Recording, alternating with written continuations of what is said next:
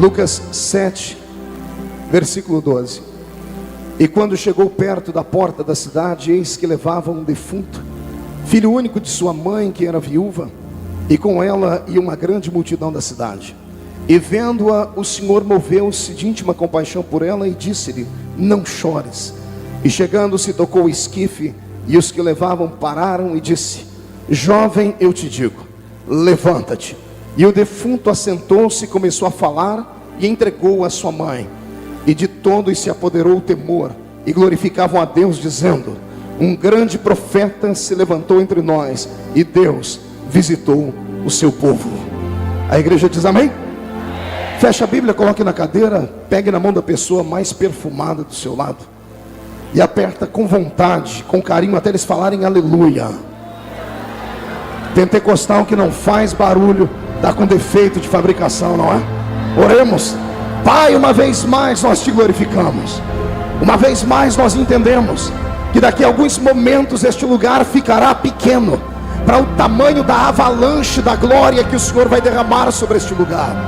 Senhor, abre as comportas do céu e mande aqui para baixo uma comitiva de anjos. E estes anjos desçam trazendo brasas de fogo nas mãos e comecem a esparramar estas brasas entre nós. E onde houver um crente batizado com o Espírito Santo, pega ele nesta hora, meu Deus, e engrandece esse lugar e mostra que o Senhor nunca mudou. Em nome de Jesus, amém, amém. E a igreja diz amém, tomando seu assento, gritando, porque Jesus é maravilhoso. Glória a Deus. Eu não vou me delongar muito, não sou o pregador da noite, mas eu não posso desonrar a oportunidade que me foi dada.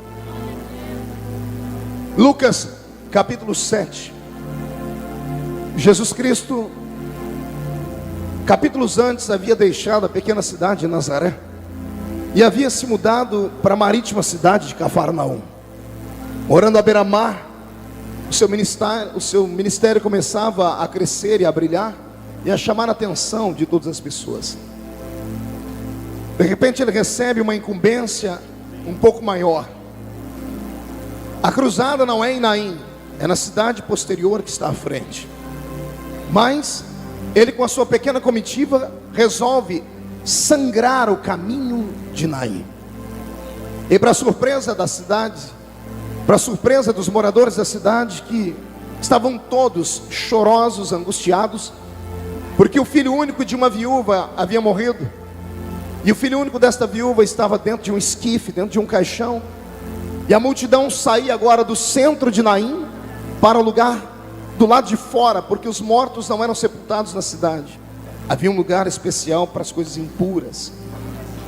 A cidade vai sendo esvaziada porque a mulher era conhecida pela sua dor de ter perdido o marido, e agora parece que a maldição não acaba nunca, porque cai sobre ela o desagravo de perder o único filho que tinha. A cidade toda vai acompanhando a mulher nas lágrimas. Numa distância de 10 metros do caixão vai o sumo sacerdote. Quem vai a uma distância de 10 metros? Não ouvi? Pode falar um pouquinho mais alto? 1, 2, 3. O sumo sacerdote, ele ia a essa distância porque ele era puro demais para tocar em coisa morta. Então ele não estava ali por paixão à família, não estava ali por respeito às pessoas, ele estava ali para oficializar o seu culto, porque ele era pago para isso. Só que ele não chegava próximo ao caixão, ele ia uma distância acompanhando. A cidade está ficando vazia, e para surpresa de todos, enquanto uma caravana carregando a morte vem chorosa, e todos vestidos de negro, do centro da cidade para fora, do lado de fora para dentro vem uma outra caravana, a caravana da vida, a caravana que tem como centro aquele que tem o poder para trazer os mortos de volta à vida, se houver alguém que acredite nele. Eu vou repetir para ver se você entende. A caravana da morte trazendo um féretro em um caixão, a caravana da vida transportando o príncipe da paz, o pai da eternidade, o rei dos reis e o senhor dos senhores. Mas nem a alegria da caravana da vida suporta a angústia da caravana da morte. Todos os que estavam cantando hosanas, hosanas, esse é o rei que vem em nome do Senhor, se aquietam, calam, e vão saindo um a um, ou para a esquerda ou para a direita, porque está vindo o féretro, está vindo o cortejo fúnebre, está vindo as pessoas que estavam carregando o morto. Em todas as culturas do mundo, ninguém para na frente de um cortejo fúnebre. Respeitam os mortos. E a caravana da vida que estava vindo ao lado de Cristo cantando, se calam, param e respeitam a morte. Ainda bem que havia um entre eles que não respeitou a morte, porque enquanto a caravana se divide para a esquerda e para a direita, no centro, na frente do caixão, na frente da turba, fica o meu Jesus. Imóvel estava, imóvel ele ficou. As pessoas estão murmurando porque ele ainda não era tão conhecido, e há um sumo sacerdote irado dizendo: eu ainda tenho o ofício das 3, eu ainda tenho o ofício das 6 dentro do santuário, tirem esse maluco daí da frente. Só que ninguém tem coragem de abrir a boca para falar com esse homem, porque embora ele não seja conhecido, o olhar dele transmitia temor, a presença dele transmitia temor. Enquanto todos respeitavam a morte, ele parado estava, parado ficou, porque o meu Cristo não respeita a morte em nenhum momento, em nenhum estágio dela. Talvez seja por isso que ele te trouxe aqui nessa tarde, para que nesse intervalo, antes da mensagem oficial, você já estivesse preparado, porque esta noite é uma daquelas noites únicas, onde tudo que está morto corre o risco de ressuscitar. Eu vou repetir: onde tudo que já está a caminho do cemitério, onde tudo que está livre da esperança ou longe dela, pode ter um choque com o encontro da vida. E eu profetizo: se houver alguém entre nós, ainda que todos disseram, morreu o ministério, morreu a chamada, morreu a família, morreu os sonhos, pode até ter morrido, mas ninguém sepulta, porque o meu Cristo para a caravana da morte e profetiza a vida sobre o seu coração. E se tem alguém que concorda comigo, solta um grito para acordar a cidade toda. Desculpe, eu ainda estou vendo gente que não entrou no culto, já entraram no templo, mas não entrou no culto. Levante a mão direita, por favor, chacoalhe ela. Coloque no ombro de alguém do seu lado, com carinho e respeito. Tem gente que nem para me obedecer presta, ô racinha ruim.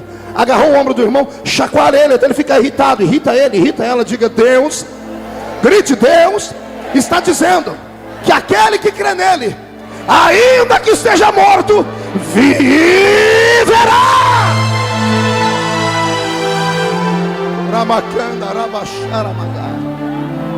Eu liberei uma palavra revelada. Eu disse que o meu Cristo não respeita a morte em nenhum dos estágios dela. Pastor, existem estágios da morte? Para nós seres humanos réis, mortais, existe pelo menos 3 estágios da morte. Quantos estágios eu disse, igreja? Faz biquinho para falar e repetir: 1, 2, 3, quantos estágios? É por isso que eu sou apaixonado por essa igreja. Eu vivo para pregar para ela. 3 estágios. Primeiro estágio: toda vez que morre alguém, a pessoa é arrastada ou para dentro de casa ou para dentro de um velório, para assim então ter os últimos momentos com os familiares e as pessoas se despedirem. Então o primeiro estágio da morte é o velório. Após o velório segue-se o cortejo fúnebre, e depois do cortejo fúnebre a pessoa é colocada dentro de uma tumba, e dentro de uma tumba termina os seus dias. Pois bem, se você nunca se perguntou, quem sabe hoje eu posso lhe dizer: por que Jesus, no seu ministério terreno, ressuscitou apenas 3 mortos?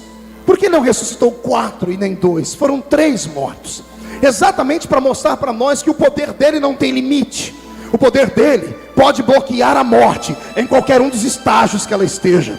O primeiro estágio da morte, eu vejo meu Cristo encontrando a tal filha de Jairo, que a Bíblia faz questão de não dizer o nome da menina. Ela estava morta, estava dentro de casa, estava o velório, o caixão estava bem feito, a menina já tinha sido quase que embalsamada, as flores estavam ali, os parentes estavam ali, os amigos estavam ali. Mas como ainda era o velório, a notícia não havia corrido por toda a terra. Só os vizinhos sabiam daquela morte. Pois o meu Cristo fez questão de parar a morte no começo dela e mandou um recado para a menina ressuscitar. Ou seja, eu aprendo com o meu Jesus: se houve alguma desgraça, alguma miséria que aconteceu na sua vida agora há pouco, há 5 minutos atrás, o Senhor manda dizer que Ele pode travar a desgraça agora, pode parar a calúnia agora, Ele pode parar nesse exato momento aquilo que andam falando de você. E aquele que começou de manhã falando, antes do final da noite vai ter que receber uma ligação dizendo: para de falar que morreu, porque já ressuscitou, porque já ressuscitou. Você crê nisso? Pois meu Cristo também tem o poder de parar a morte no meio do caminho, no meio do velório. Amigo, não se desespera, irmão, não fique triste. Deixe os maldizentes falarem, deixe os coveiros de igreja falarem. Deixa essas pessoas que envelheceram na fé e emprestam a sua língua para Satanás todos os dias. Que seja ele de que patente for, que seja ele de querubim a um reles pastor simples, que seja ele só um membro, lavador de igreja. Tem pessoas que depois de algum tempo na fé perdem completamente o reduto da esperança. E quando eles olham para você, eles apostam na sua sepultura, eles apostam na sua morte. Meu Deus, eu acho que não tem nenhum pregador que mais ressuscitou nesse país do que eu. Quantas vezes disseram que eu morri, e olha eu Vivinho da Silva aqui, olha. Por quê, pastor? Porque o homem mata aquilo que o homem faz viver. Agora aquilo que Deus dá vida, dá para nascer um macho que faça ele morrer. Você está entendendo o que eu estou dizendo? Pode alguém fechar uma porta aqui, pode alguém fechar a porta de um estado aqui, podem fechar a porta de um país inteiro. O meu Deus é dono do mundo. Eu vou repetir: o meu Deus é dono do mundo. E aqueles que maldisseram a sua vida, que estão caminhando a longe 10 metros do caixão, com medo de tocar em você, porque dizem que você já está morto, está imundo, fique tranquilo. Se eles não tocam em você, eu vou te apresentar alguém que toca em você mesmo estando dentro de um caixão. É o meu Jesus. Quando ele parou na frente daquele cortejo fúnebre e viu o sacerdote a 10 metros longe, e viu todo mundo dizendo assim: esse velório tem que continuar, eu tenho que ir para o trabalho. Pessoas que vão a um velório, não têm intimidade com aquele que está morto, querem que aquilo acabe logo. Só houve uma pessoa que ficou feliz quando aquela turba toda parou. Só houve uma pessoa que ficou feliz quando viu o caixão do menino parar. Foi a mãe. Quem foi? Pergunte a mim por quê, pastor? Só fala se todo mundo perguntar. Porque era a única que tinha elo de fidelidade e intimidade com o menino. Para ela, eram mais 5 minutos que ela ia poder ver o rosto do filho a quem ela trouxe a vida. Nenhum pai deveria ter que sepultar o filho. Deveria ser contra as regras cósmicas da natureza e do universo. Só quem já pegou no filho e colocou dentro de um caixão, e teve que fechar as borboletinhas da aba, e ter que levar para dentro de um buraco, sabe o sentimento daquela mãe. Então, se você não entende do que eu estou falando, eu entendo, porque eu já peguei na alça do caixão de um filho. Eu sei o peso e a dor. Mais 5 minutos, era como se a eternidade houvesse parado, mas ninguém está se importando com a mãe. Aí entra o meu Jesus em cena. Ele atravessa o meio da multidão e vai até onde está o caixão. Ele não olha o caixão. A Bíblia diz que o olhar dele era fixo na mãe. O olhar era fixo em quem? Não ouvi. Jesus não está olhando para o caixão, para o morto, ele está olhando para a mãe. Porque todo mundo já havia dito que estava morto, mas a mãe tinha dentro dela uma centelha de esperança.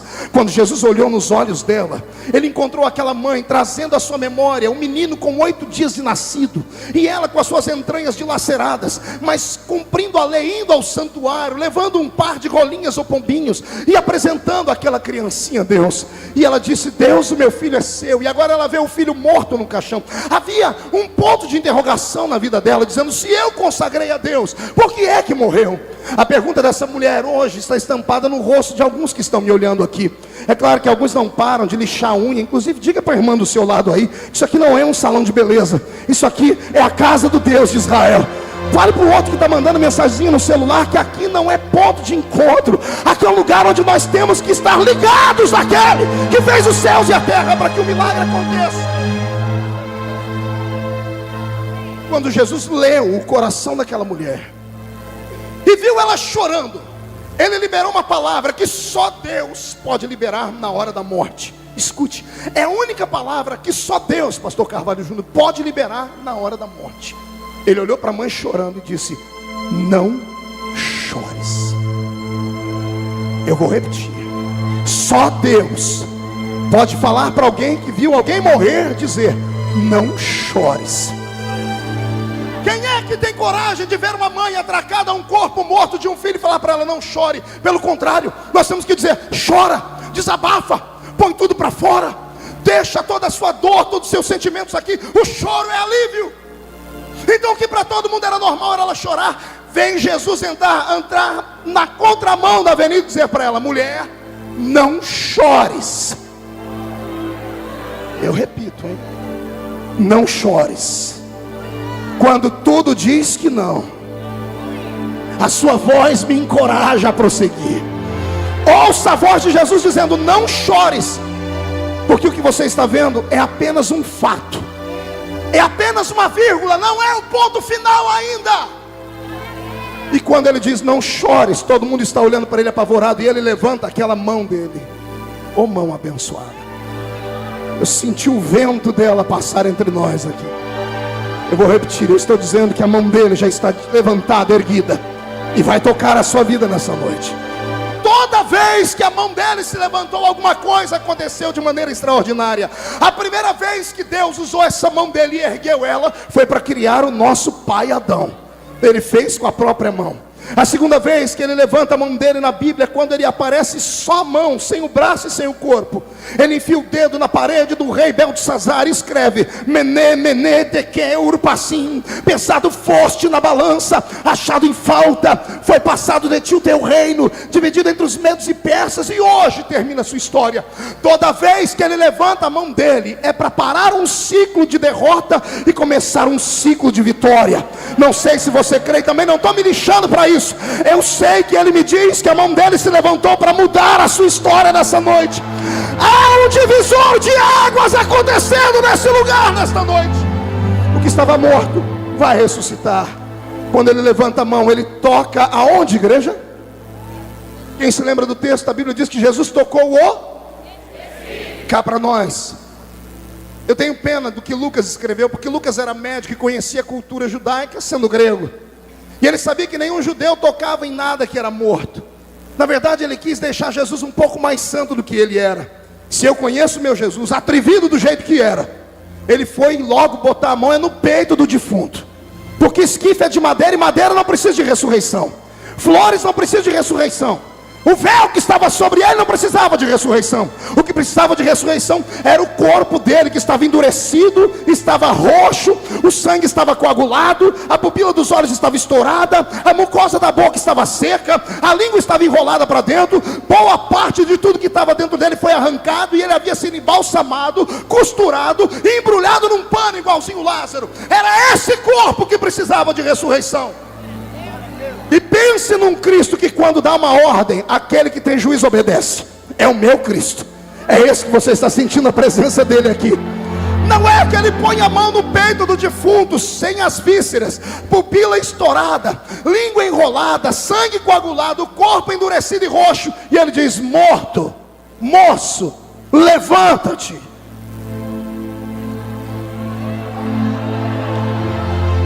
Você não entendeu? Eu estou dizendo que ele pegou um corpo podre, ele pegou um corpo sem vísceras, cheio de especiarias para embalsamar, ele pegou um corpo embrulhado numa túnica, ele pegou um corpo que estava roxo, sem mucosa na boca, sangue coagulado, e a sua visão estourada, a pupila dilacerada, e ele diz a ele: levanta. E a morte é obrigada a, no milésimo de segundo, ou muito mais rápido do que no fechar de olhos, que são 7 milésimos de um segundo, reconstruir tudo aquilo que ela havia destruído. E eu quero que você me acompanhe os passos. Quando ele diz levanta-te, a voz dele entra no ouvido do defunto, e a voz dele aquece o corpo dele numa velocidade, num grau tão forte, que faz o sangue inteiro coagulado se derreter. Quando o sangue dele se derrete, vira líquido e começa a inchar todas as veias que estavam murchas. Quando chega na parte do corpo que estava tudo arrancado, eu não sei como, eu sei que a morte foi obrigada a devolver tudo aquilo que tinha sido arrancado. Nasceu o coração novo, nasceu o pulmão novo, nasceu o fígado, nasceu o bofe, nasceu o intestino grosso, nasceu o intestino delgado. E se você não crê, o problema é seu, Tomé. O meu Cristo pode. Ele deixou escrito na palavra: operando eu, quem pode me impedir?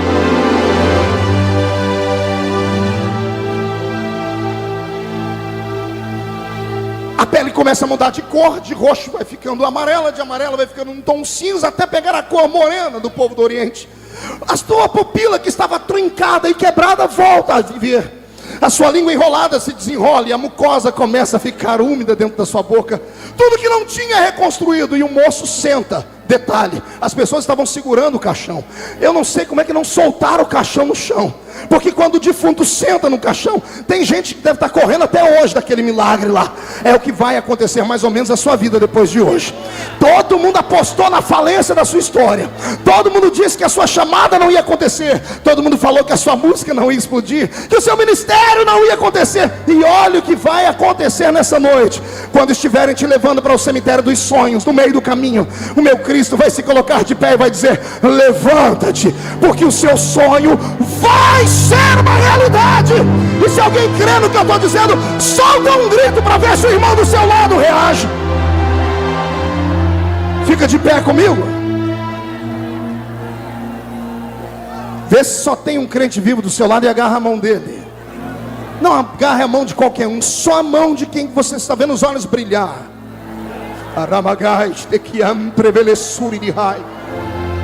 Cada pregador tem que ministrar na área em que foi chamado. Eu ministro mensagens que colocam o homem de pé, porque eu vivo isso todos os dias. Eu vivo ataques todos os dias. E todos os dias o diabo tem sempre dois trabalhos. O primeiro é se levantar contra mim, e o segundo é cair diante de mim. E eu sei que quem está aqui nessa noite tem a mesma vocação que a minha. Eu estava aqui falando e Deus falou comigo: você não está pregando para uma igreja só, você está pregando para líderes. Você está pregando para homens e mulheres que serão levantados na força de uma leoa parida. Eu estou pregando aqui para homens e mulheres que, se sonhassem onde vão chegar, não estariam me olhando com esse olho seco, segura, esse olho de sapo, parecendo que morreu no dia de enchente, essa boca travada, essa boca de aço, essa língua de ferro, esse queixo de concreto. É o desafio os pentecostais que estão passando pelo vale da sombra da morte, a darem um grito, a darem um pulo para cima, a encher esse lugar de adoração. E termino aqui. Segurou a mão do irmão. Primeiro estágio, velório. Segundo estágio, cortejo fúnebre. Jesus já mostrou que ele para velório e para cortejo fúnebre. Amém, igreja? Olha para o seu irmão e diga: aperte o cinto para não cair. Porque agora ele faz o improvável. Ele vai para a porta de uma sepultura lacrada há 4 dias. Tem um defunto lá dentro em estado de deterioração. A família do defunto avisou ele: já está cheirando mal. E ele disse: não me interessa como está, eu vou provar que quem manda nessa jossa de vida sou eu. Eu vou provar que o homem ou a doença ou o diabo pode até matar, mas eu tenho poder para ressuscitar e reescrever a história. E quando arrancam a pedra da porta do defunto Lázaro, ele olha para dentro, primeiro olha para o céu e dá graças ao Pai. Quando ele olha para dentro da tumba, ele chama Lázaro pelo nome. É o único defunto que ele chama pelo nome. A filha de Jairo ele não chamou pelo nome. O filho da viúva de Naim ele não chamou pelo nome. Mas Lázaro ele chamou pelo nome. Pergunte por quê. Lázaro estava num cemitério. Milhares de mortos estão ali. E embora o desejo do coração dele fosse que todos ressuscitassem, somente aquele que viveu uma vida de intimidade com ele tinha o privilégio. É por isso que mesmo dentro de uma tumba com dezenas de mortos, ele grita Lázaro pelo nome.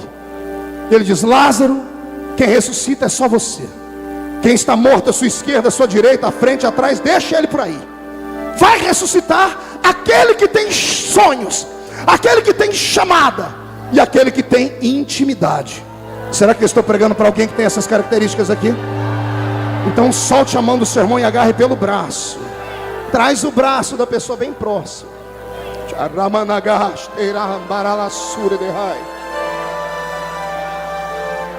Gabriel Otávio está aí? Vem cá, filho.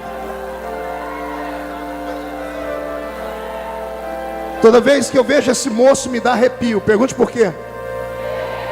Eu gastei a metade do que eu ganhei em 2 anos na itinerância, cuidando da saúde desse menino. Pastor Newton, 2 anos do que eu ganhei na itinerância era para pagar os remédios desse menino. Tem alguns irmãos dos Estados Unidos aqui que lembram das campanhas que eu fiz lá. Você se lembra? O Alisson estava lá. E eu me lembro que um dia eu cheguei na casa dele, ele estava deitado, nu, porque ele havia feito um monte de biópsia, as costas dele estavam cheias de tumores, as pernas não andavam, estava numa cadeira de rodas. E eu olhei para o céu e disse: Deus, hoje eu vou fazer uma oração que eu nunca fiz na vida. Eu mandei a família inteira sair do quarto. Eu pus as mãos nas costas dele e disse assim: Deus, ou cura ou mata, porque a gente não aguenta mais a dor e o sofrimento. A mãe gastou 10 anos de trabalho antecipado. A empresa antecipou 10 anos de trabalho para pagar a saúde dele. Na semana seguinte eu vim pregar no Rio Grande do Sul. Encontrei uma casa de crente doido, um crente que sobe monte, que ora em monte, que muitos pastores apedrejam eles. Eu creio nessa turma. Me deram um vidrinho de óleo que eles oraram 40 dias no meio do mato. Enterraram óleo e oraram. Eu peguei esse óleo, dentro desse óleo tinha uma coisa parecendo purpurina. Eu disse: o que é isso? Ele disse: pastor, aparece sair no óleo quando a gente ora. Eu falei: me dá estranho aqui. Eu cheguei na casa dele, virei ele de costas e falei: sai todo mundo aqui. Eu derramei esse óleo inteiro nele, eu ungi até os dedos do pé dele e disse: Deus, o Senhor é um Deus que trava a morte, que trava o assédio da morte. E olha o que Deus fez: curado, não tem cadeira de roda, está falando, está andando, está pregando. Eu não estou contando historinhas, eu estou dizendo que o meu Deus ressuscita. Ele ressuscita, Ele ressuscita, Ele ressuscita.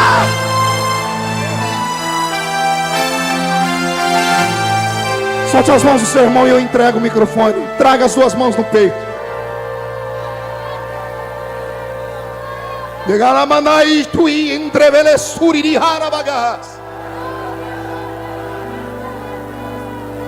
Prepare água no seio.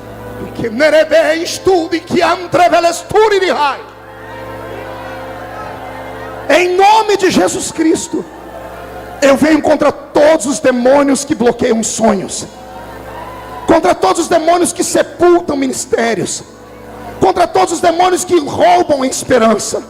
E profetizo que nesta noite o meu Cristo arrebenta os grilhões, quebra as cadeias.